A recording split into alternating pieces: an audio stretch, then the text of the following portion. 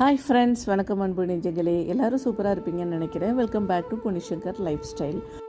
அழகாக சமைச்சி அளவாக சாப்பிட்டு ஆரோக்கியமாக வாழலாம். இன்றைக்கி நம்ம இந்த வீடியோவில் கொஞ்சம் இன்ட்ரெஸ்டிங்கான விஷயங்கள் எல்லாமே பார்க்க போகிறோம். நம்ம டே டு டே ஆக்டிவிட்டீஸில் உடலை எப்படி எக்ஸசைஸ் பண்ணி நம்ம ஆக்டிவாக வச்சுக்கிற மாதிரியே நம்மளுடைய மூளை பிரெயினையும் ஆக்டிவாக வச்சுக்க வேண்டியது ரொம்பவே இம்பார்ட்டண்ட்டான விஷயம். இந்த மாதிரி விஷயங்கள் புக்ஸ் படிக்கிறது மட்டும் இல்லாமல் பிரெயினை நீங்கள் எப்படியெல்லாம் ஆக்டிவாக வச்சுப்பீங்க அப்படிங்கிறத எனக்கு கமெண்ட்ஸில் சொல்லுங்கள். நான் இந்த பிரெயின் வீட்டா கேமை அப்பப்போ டெய்லி ஒரு தரம் இது மாதிரி விளையாடுறது மாதிரி நான் ஆக்டிவாக வச்சுக்குவேன். இன்றைக்கி எங்கள் வீட்டில் ஆஃப்டர்நூனுக்கு என்ன ஸ்பெஷல் அப்படின்னா, எங்கள் வீட்டில் என் பொண்ணு இன்றைக்கி எனக்கு சமைச்சு கொடுத்தாங்க. என்னென்னா முகல் சிக்கன் ரெசிபி செஞ்சு கொடுத்துருந்தாங்க. ரொம்ப டேஸ்ட்டாக இருந்துச்சு. அதனோட ரெசிப்பியை நம்ம டீட்டெயிலாக பார்க்கலாம். அதுக்கு முன்னாடி பீர்க்கங்காய் தொக்கு நான் எப்படி செஞ்சுருக்கிறேன் அப்படிங்கிறதையும் நம்ம பார்த்துடலாம். இது எப்பொழுதும் போல் செய்கிற மாதிரி ஒரு சிம்பிளான ரெசிபி தான். பட் ஆனால் ரொம்ப டேஸ்டியாக இருக்கும். 2-3 நாளைக்கு வச்சு கூட நம்ம சாப்பிட்டுக்கலாம்.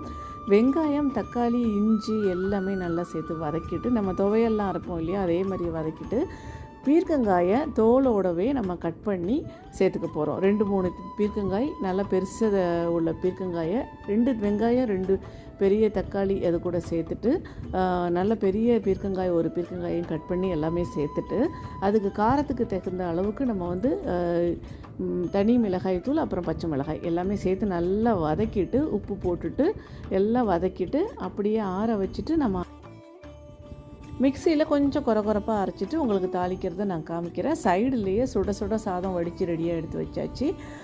முகல் சிக்கன் பண்ணுறதுக்கு பெப்பர் பவுடர், சால்ட் போட்டு அதை 20 நிமிஷத்துக்கு மேரினேட் பண்ணி வச்சுருக்கிறேன்.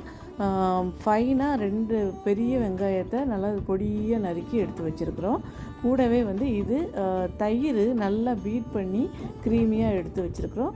பக்கத்தில் முந்திரி பருப்பையும் பேஸ்ட்டாக அரைச்சி எடுத்து வச்சாச்சு. பேஸ்ட்டால் கொஞ்சம் தண்ணியாக இருக்குது. அதுக்கப்புறமா 2 பழுத்த தக்காளி பழம் அதையும் அரைச்சி கிரேவியாக எடுத்து வச்சுருக்குறோம்.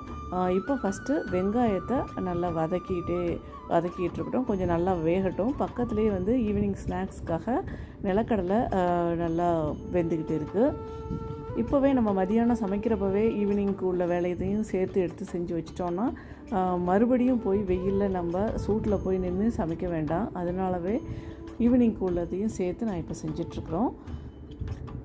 சிக்கனையும் போட்டு நல்லா வதக்கிட்டுருக்குறோம். அதில் இப்போது அந்த நம்ம பீர்க்கங்காய் தொக்குக்கு அரைச்சிட்டு வந்தோம் இல்லையா, அதை கடுகு, சீரகம், பெருங்காயத்தூள், காஞ்ச மிளகாய், அப்புறம் கருவேப்பிலை, இவ்வளவு தான் தாளிப்புக்கு. இதை போட்டு நல்லா வதக்கிட்டு பொரிஞ்சதுக்கு அப்புறமா நம்ம அரைச்சிட்டு வந்துருக்கிற கொஞ்சம் குறப்பாக அரைக்கணும். அப்போ தான் நல்லா டேஸ்ட்டாக இருக்கும் இந்த பீர்க்கங்காய் தொக்கு.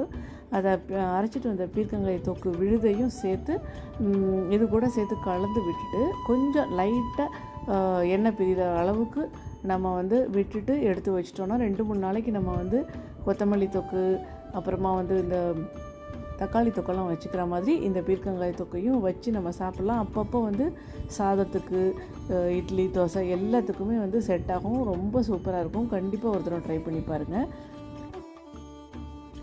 இந்த பீர்க்கங்காய் தொக்கு நம்ம ஆல்ரெடி எல்லாமே இந்த விழுது வதக்குனது தான். பட் ஆனால் அதுக்கப்புறமா தண்ணி எல்லாம் சேர்த்து மிக்சியில் எல்லாத்தையும் சேர்த்து கழுவி ஊற்றி நம்ம மிக்ஸ் பண்ணுறதுனால நல்லா எண்ணெய் பிரிய நல்லா சுருண்டு வெந்தால் தான் அது நல்லா கெட்டு போகாமல் இருக்கும் வச்சுக்கிறதுக்கு. அதனால தான் நான் கொஞ்சம் நல்லா சுருளை வேக விட்டு எண்ணெய் பிரிய விட்டு எடுத்து வச்சுக்கலாம் அப்படின்னு சொன்னேன். இல்லை இன்றைக்கி ஒரே நாளே நம்ம கன்சியூம் பண்ணிவிடுவோம், சாப்பிட்ருவோம் அப்படின்னா நமக்கு எண்ணெய் பிரிஞ்சு வர்ற அளவுக்கு ரொம்ப நேரம் வேக தேவையில்லை. இந்த சமையல் நடந்துக்கிட்டு இருக்கும் பொழுதே கொஞ்சம் ரொம்ப தாகமாக இருந்துச்சு அப்படிங்கிறதுனால தர்பூசணி பழத்தை எடுத்து அழகாக ஜூஸ் போட்டுக்கலாம் அப்படின்னு சொல்லிட்டு.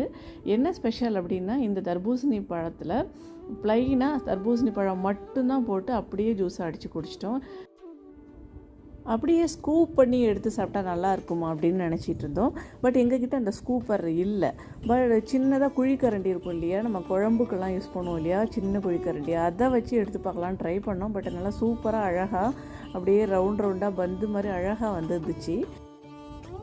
அழகாக பாலாக குட்டி குட்டியாக இருக்கிறத பார்க்குறதுக்கே ரொம்ப சூப்பராக இருந்துச்சு. அப்படியே எடுத்து அதை ஒன்று அழகாக அப்படியே எடுத்து சாப்பிட்டுக்கிட்டே மிச்சத்தை எல்லாம் அந்த சீட்ஸ் எல்லாம் எடுத்துகிட்டு கருப்பு கலரில் இருக்கிற சீட்ஸ் மட்டும் எடுத்துகிட்டு ஒயிட்டாக இருந்ததெல்லாம் எடுக்கலாம், அப்படியே சேர்த்தே அடித்து சாப்பிட்டுக்கலாம் அப்படின்னு சொல்லிட்டு இந்த குட்டி குட்டியாக இருக்கிற பிளாக் சீட்ஸ், அந்த தர்பூசணி விதைகள் எல்லாம் நம்மளுடைய புறா ஃப்ரெண்ட்ஸ்லாம் மேலே இருக்கிறாங்க, அணில், அவங்களுக்கெல்லாம் கொடுக்கலாம்னு சொல்லிட்டு அதை தனியாக எடுத்து வச்சுட்டு ஜூஸ் போட்டு நாங்கள் சாப்பிட்டோம்.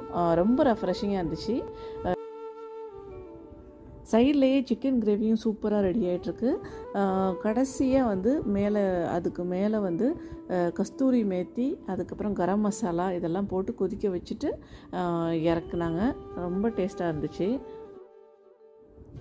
பீர்க்கங்காய் தொக்குமே வந்து நல்லா சுருள மிதமான சூட்டில் வச்சதுனால நல்லா சுருண்டு அதுவும் ரெடி ஆகிடுச்சு. சிக்கன் கிரேவியும் சூப்பராக ரெடி ஆகிடுச்சு. நாங்கள் கொஞ்சமாக தண்ணி மாதிரி சாதத்தில் போட்டு சாப்பிட்ணும் அப்படிங்கிறதுனால சிக்கன் கிரேவி வந்து கொஞ்சம் செமி சாலிடாக வச்சுருந்தோம். பட் ஹோட்டலுக்கெல்லாம் போனோம் அப்படின்னாக்கா அங்கெல்லாம் கொஞ்சம் பேஸ்ட் கன்சிஸ்டன்சி, செமி கன்சிஸ்டன்சியில் தான் கொடுப்பாங்க. இப்போது வந்து வாழை இலை வீட்டில் வாங்கிட்டு வந்திருந்தோம். ரொம்ப நாளாக வாழை இலையில் சாப்பிடவே இல்லை. சாமி கும்பிட்றப்ப மட்டும்தான் வாழை இலை சாப்பிடணுமா, இல்லை நம்ம நார்மல் டேஸில் வீட்டில் இருக்கிறப்பவே வாழை இலையில் ஏன் சாப்பிடக்கூடாது அப்படின்னு சொல்லிட்டு வாழை இலையும் நான் டி நகருக்கு போயிட்டு வந்திருந்தப்போ வாங்கிட்டு வந்திருந்தோம். அந்த வாழை இலையில் இப்போ நம்ம சாப்பாடை பரிமாறிக்கலாம். ஃபஸ்ட்டு மாம்பழம், அதுக்கப்புறம் சுட சுட சாதம், அடுத்ததாக பீர்க்கங்காயில் நல்லா சுருளை வதக்கி எடுத்த பீர்க்கங்காய் தொக்கு. இது வந்து சாதத்தில் போட்டு பிசைச்சும் சாப்பிட்டுக்கலாம், அப்படியே சைட் டிஷ் மாதிரி எடுத்தும் சாப்பிட்டுக்கலாம். இட்லி, தோசை, சப்பாத்திக்கெல்லாம் வச்சுட்டும் சாப்பிட்டுக்கலாம். ரொம்ப டேஸ்ட்டாக இருக்கும். சிக்கன் கிரேவியை அதுக்கு மேலே போட்டுக்கலாம். எங்கள் வீட்டில் இப்படி தாங்க வாழை இலையில் எல்லோரும் சேர்ந்து உட்காந்து சந்தோஷமாக சாப்பிட்டோம். நீங்கள் என்ன சாப்பிட்டீங்க அப்படிங்கிறதையும் எனக்கு கமெண்ட்ஸில் ஷேர் பண்ணிக்கோங்க. மீண்டும் ஒரு இனிய தருணத்தில் சந்திப்போம். Thank you friends. பபாய்.